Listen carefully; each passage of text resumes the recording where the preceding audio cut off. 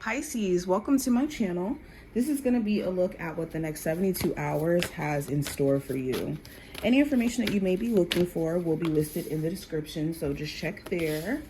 And if at any point you want to see future readings from me, make sure that you hit the subscribe button so that you never miss a beat. All right, so we're going to pull from a couple of decks today. Pisces, Sun, Moon, Rising, and Venus placements. What does the next 72 hours have in store for them? What does the next 72 hours have in store for Pisces, Sun, Moon, Rising, and Venus placements? Pisces. What does the next 72 hours have in store for Pisces?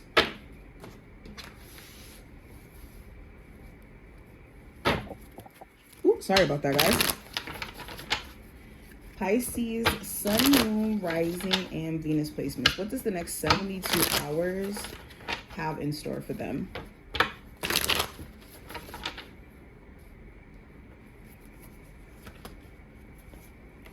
does the next 72 hours have in store for Pisces?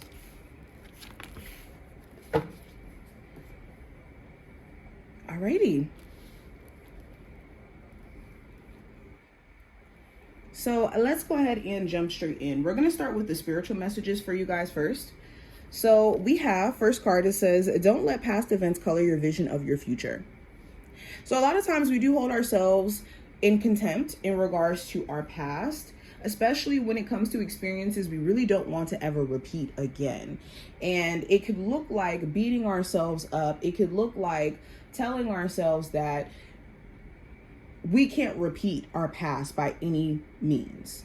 And there's nothing wrong with not wanting to repeat mistakes from the past. The only problem is when it becomes such a crippling anxiety thing where you're afraid to repeat it, where you're afraid to go into new experiences just as a whole, and not allowing yourself to like move with understanding or wisdom of what happened in your past in the first place.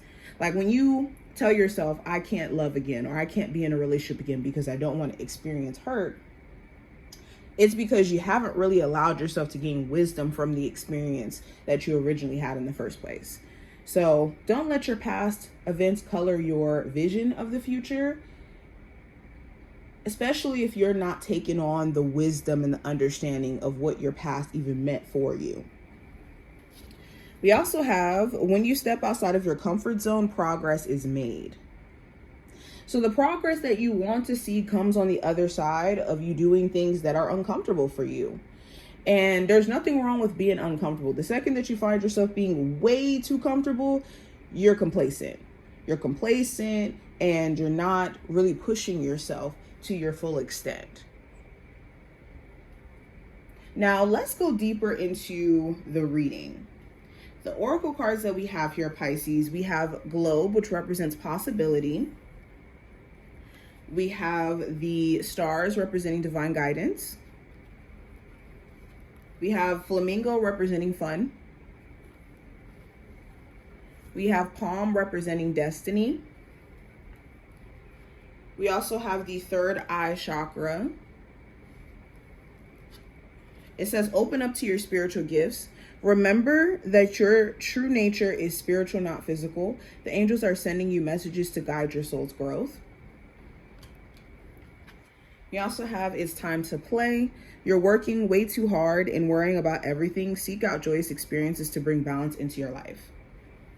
And last oracle card we have is seek the truth.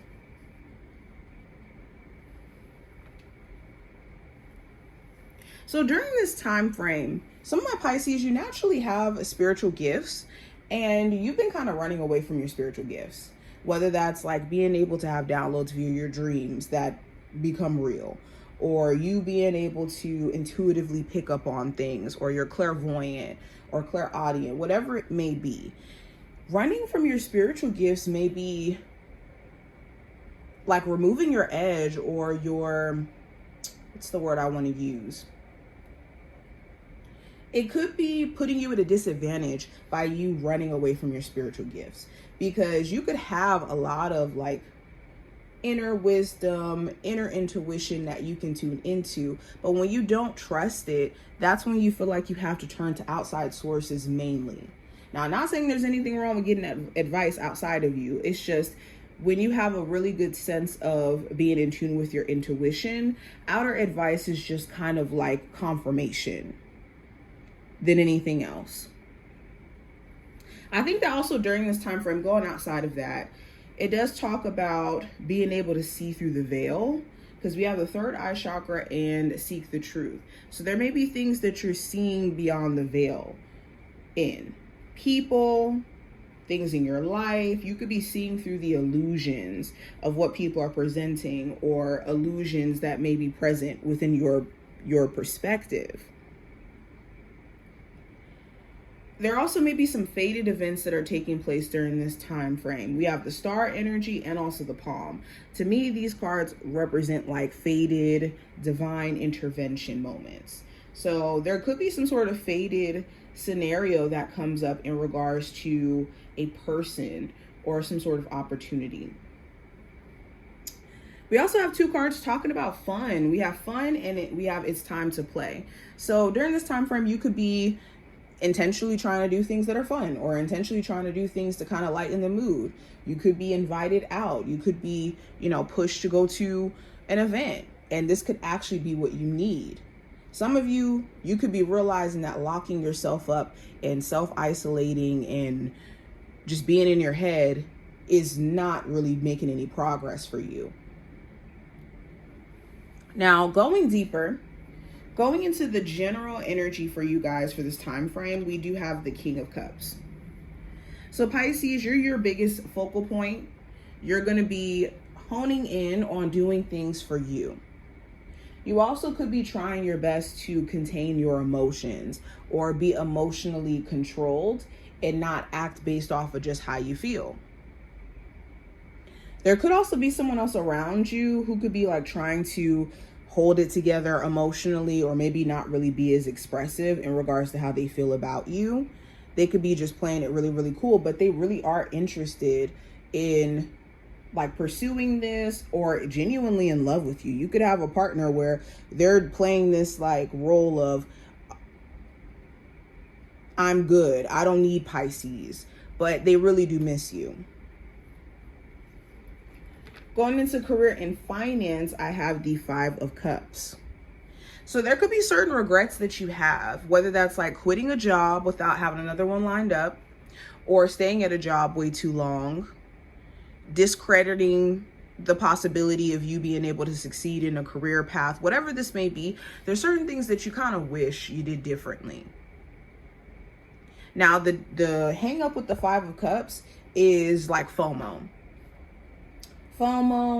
or feeling like your opportunities are just squandered. You don't have any other opportunities, which is not the case at all. The Five of Cups, you have plenty of opportunity. It's just the illusion of being caught up in the one that didn't necessarily work out, to where you forget that you do have ample opportunity. The Five of Cups also talks about like some sort of issue within the workplace that someone won't let go of. So you could have had, let's say, like a disagreement with a coworker, and they seemingly are still upset about that. Like they don't want to let it go. They don't want to move over it. Or you could be at a place to where certain issues you have with certain coworkers, you can't seem to shake it, because it's like, well, if this is how certain people feel about me, or certain individuals are going to gossip about me, then I don't know if I feel safe at this job, or I don't know if I feel energetically comfortable here. So there could be some sort of issue with a coworker, a boss, that doesn't necessarily seem to blow over that easy. Some of you are wondering, if you make a transition within your career, if you're going to regret it and if it's going to backfire. So this could have you on the fence in regards to knowing you want to change careers, but not really doing it yet. Now with love, I have the Two of Cups. So there could be someone who you genuinely have a connection with. You guys could, share in the same interests or the same wants. You guys could feel emotionally connected to each other, even though, let's say, you guys don't speak every single day. Or some of you guys, you haven't been in communication with this person for a minute, but you can still feel that connection there, or even sense how they feel. It's like you guys could be telepathically linked in some degree. For others of you, for my singles, you're looking for a genuine connection. There could be someone who you do feel that vibe with, but it's the question of, is this genuine? Is this genuine? Is this real? Now, advice for this time frame with the Knight of Wands. The advice is to not act impulsively or to act sporadically, okay? Also, making sure that you're not burning yourself out. The Knight of Wands is I'm ready to go. I'm going to be bold. I'm going to take action. I'm charging ahead. But it's a very like imbalanced energy. Some moments I have that fire. Some moments I don't. So doing too much at once could cause you to feel burnt out. Really pace yourself. Don't overwork yourself. Also, the Knight of Wands does talk about like controlling your actions in the midst of like frustration, anger, all of that stuff. You could have little moments where you are frustrated, you are irritated. It's just what you do in that you want to be careful of. Also, if you do have a fire sign around you who's very flip-floppy, 1 second they're all the way pursuing things, the next second they're kind of pulling away, give them the space to figure out what they truly want to do. Now, the possible challenge you may run into with the Seven of Wands, blocking. You may feel like you have to block somebody, or you may be getting blocked, okay? The Seven of Wands also could talk about like protection mechanisms. So you could be so wanting to protect yourself from certain experiences that you're not letting good experiences in. So an example of this is like you're trying to protect yourself in the realm of love. Only issue is you could be blocking yourself from genuinely have somebody come in and love and support you by being defensive. Or let's say you're trying to protect your money. You could be so gung-ho on protecting your money or your financial situation that you're not really letting any new opportunities in.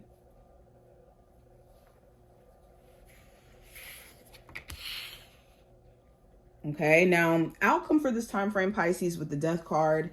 I do see there being change that's happening internally for you guys, maybe even externally at the same time, where changes are happening internally, so your outer situation is starting to look different. There also may be a Scorpio of significance by the end of this time frame. Or if not a Scorpio, someone around you could be seemingly different. Something about them has changed, either for the better or for the worse.